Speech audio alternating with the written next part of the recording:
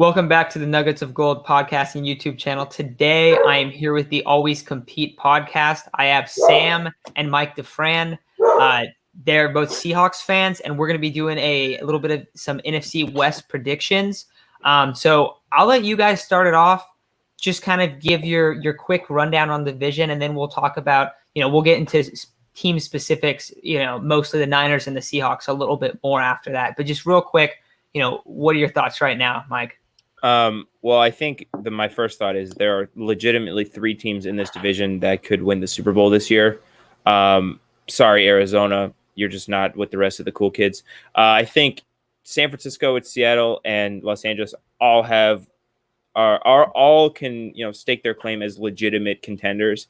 They have just amazing talent on the roster. They have good coaches. They have, in some cases, fantastic quarterbacks, some of the best defensive players in the league. So it's really kind of crazy. I don't know if we've seen a division like this talented in the NFL in quite a long time. So the division is stacked, and I think three of these teams could very easily win the Super Bowl. Yeah, I really agree with Mike. This is maybe the best division we've seen in the last 10 years. I mean, minimum.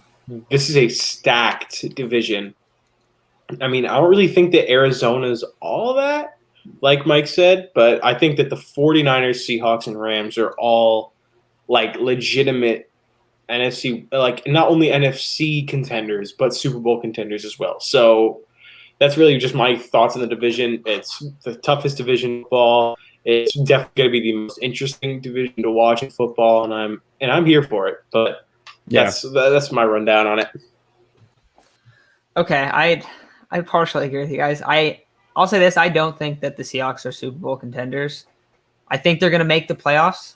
Thanks, Matt. And I'll say this: if their defense, because you guys think that their defense is going to be a lot better than I do, if their defense is as good as you guys think it's going to be, then yes, they will be. But I just don't think it's going to be like that. I don't expect that. I think, and I get that they ended the year hot last year, but they also played a game against CJ Beathard and the Niners that we were just ragging on a second ago. That was one of the final 5 games. They played a game against the Giants, and they played a game against, oh my gosh, who was the other team? It was another team that was the Jets. The Jets, yeah. Yeah, like they weren't playing good teams. And that's kind of my issue. You're high on Sam Darnold, bro. Sam is a stud according to you. So, well, yes, but not in the Jets system with Adam Gase, who's now in high school offensive coordinator. But that's like where I'm at with it. Like I think they can win double-digit games. I think they'll probably win 10 or 11. Could they win 12 or more? Yeah. Could they win 9 or less? Yeah, but probably not much below 9. I don't think that they're gonna, I think 9 is like you were saying when we were recording earlier. Real quick, they just posted an episode on their show, so I'll kind of go back to it later at the end of the episode. But we were talking about that, and I think you said the floor was 9 wins for the Seahawks, right? Yeah, the floor. Yeah, the absolute floor. Okay, now I think that's fair. I think the lowest floor of any of these teams is definitely the Cardinals. Yeah, the Cardinals are super top heavy. That's the issue with the Cardinals. They have like 4 stars, and then the rest just like it falls apart. It's like great like top 6 players. Like if you were to look at like every team's top 6 players, you're like, wow, this team's really good.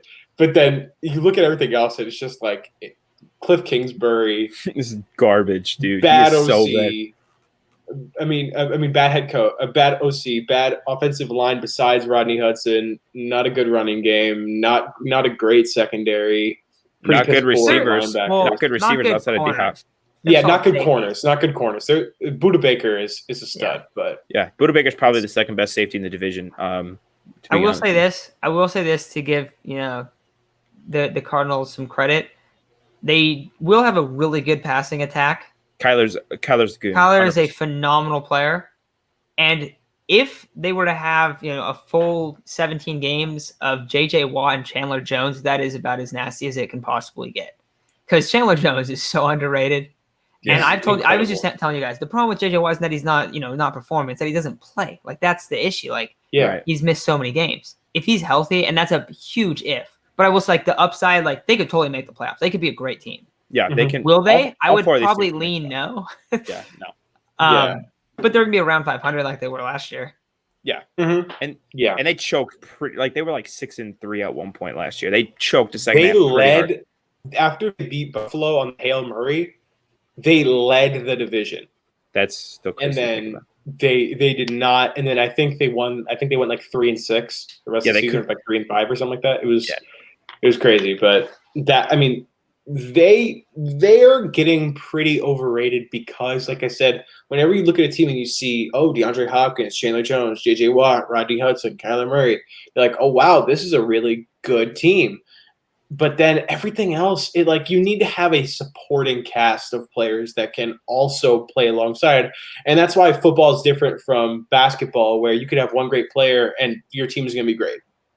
If you have one good play, if you have like 5 really good players in football and everybody else is a scrub, your team is god awful. Your team is god awful. And I don't think the Cardinals will be god awful, but they just don't hold up. They don't hold water, really. Their whole team, it's just, I don't feel it. I'm not feeling it this year. So that's kind of my opinion on the Cardinals. I don't think they're going to contend for the division. I think another guy real quick to mention could be Isaiah Simmons if he had a huge step forward. We don't speak his name. We don't speak his name. If he was to have a huge step forward, he would be that would make them a lot better. But I'm kind of with you guys. Then I was talking about the Seahawks a little bit. I think they probably finished third. I don't think they're terrible, but I don't think their defense is very good. I think they're lacking. And I mean, we just talked about those final 5 last games. Their corners are not good. That is big. That's you the know big, that. Yeah, that's the big.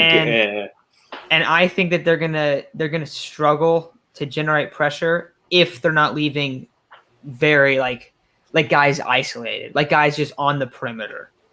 Like it's gonna be like, oh yeah, we're gonna generate some pressure. We're gonna bring Adams up, and we're gonna play like one guy single high. It's like, but if a guy's thrown outside the numbers and just slinging it, like they could pick you guys apart, especially if they have playmakers outside. Yeah, like teams with playmakers outside are going to be really tough, I think. And I don't know. I don't like the way that their defense is built. I don't think their defensive line is that great. Carlos Dunlap is a solid player. Collier is a solid player. But there's not a ton to love there. I know that Kerry Hyder's there now. Daryl Taylor. I would say that Daryl Taylor, yeah, he's solid. I just wouldn't expect. I also would say I won't expect Kerry Hyder to be an amazing player, solid role player, good signing. Yes. Yeah, and that's what I was gonna say. Our pass rushing room is a pass rushing room by committee. We might have 5 players get 5 sacks, 5+ sacks, but we're not gonna have Carlos Dunlap going out and getting 13.5 sacks a year or whatever. So. I think that because our defensive line doesn't have a super splashy name, I feel like that's kind of getting us a little run down a little bit in the overall media. But I just think that, I think that we have a very deep D line that will allow us to win a couple. They'll be able to support the offense enough to have us win, I think, 10, 11, 12 games. And you said that we're the 3rd best team in the division, at least rankings record-wise this year. I mean, when you're considering that the 3rd best team in the division could be a 12-5 or 11-6 team, it's not really a slandering thing to say. No, and that's no, that's not what I'm trying to do. That's just what I honestly think. I just think that they're, and it's I do think they're a playoff team, but I don't know. I just don't think they're quite there. Mike, anything else? Because I know that we don't have too long to record, so I think we can get into the Niners and Rams real quick. But what's up with the Seahawks? I think last thing that just people just underappreciate is just Russell Wilson. Point blank, Russell Wilson is a winner. He wins games. If the game is close in the end of the 4th quarter and Russell Wilson gets his hands on the ball, the Seahawks are probably going to win that game. Games in prime time, big time games. I really trust Russell Wilson with the ball in his hands. So he is such a difference maker in the win column that that's the rest of the reason why I have Seattle winning the division is that's their edge is Russell Wilson.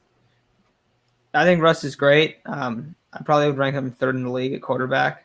I would say 3. Yeah, 3. I think their roster has a lot of holes, and that's where I question it. Now, that's the thing though. Also, teams get beat up. If your team has holes and they're not as beat up, like they're going to be in a great spot. That's how things change so fast in the NFL as well. So It's not like I do think the Seahawks will be a playoff team, but I don't expect them to go far with the roster they currently have. Not trying to knock them. That's just my thoughts. To talk about the Niners, and then we'll quickly finish off on the Rams. Just give me one thing that you're scared of for the Niners having this year, and one thing that you're confident is like an edge for the Seahawks or for other teams that are playing the Niners. Real quick, just for me, I think for the Niners, one thing that it kind of worries me about them or one thing that they have an edge in is definitely their overall defensive depth. I think they have a very deep defense. I think that I don't think that they have any major holes on defense that you can really pick apart. So that would definitely be my thing that I would say about them. I also think that they have a really skilled and a high ceiling offense, I would say. But the thing that worries me is Jimmy Garoppolo. However long he starts, the Niners will always have that area of concern in every game that he starts. And unless if he proves it otherwise, I can't really say anything else. I mean, Jimmy Garoppolo, it seems like he hasn't grown since 2019. It seems like he's found this little area that he's comfortable in, that he will be at for maybe the rest of his career. So that's really all I have to say about the Niners. I think my thing that scares me about the 49ers is their playmakers, Nick Bosa, Fred Warner, George Kittle, like legit superstars in the NFL. The thing that I like most as a Seahawks fan, I don't think you guys' defensive backs are too great. And being a team that has really good wide receivers and a really good quarterback, I think that bodes well for Seattle as I wouldn't say bad, but like not great DBs. And yeah, Sam, you brought up the depth. I would say in terms of depth, I think that's the one spot on the defense that's lacking somewhat. Though Diamador Lenore, who's a 5th-round rookie corner, has been an absolute stud up to this point, and he's now the first guy off the bench. So it looks like they did add some depth. So like that's been a huge gain this offseason.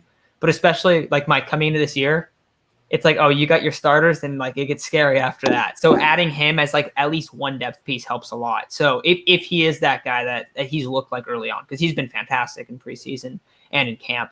But then to finish off with the Rams real quick, we were talking about it before. Adding Matthew Stafford, I think, is the biggest gain of any team this offseason for the 2021 season. Yeah. Like drafting some of these rookie quarterbacks that could potentially change franchises.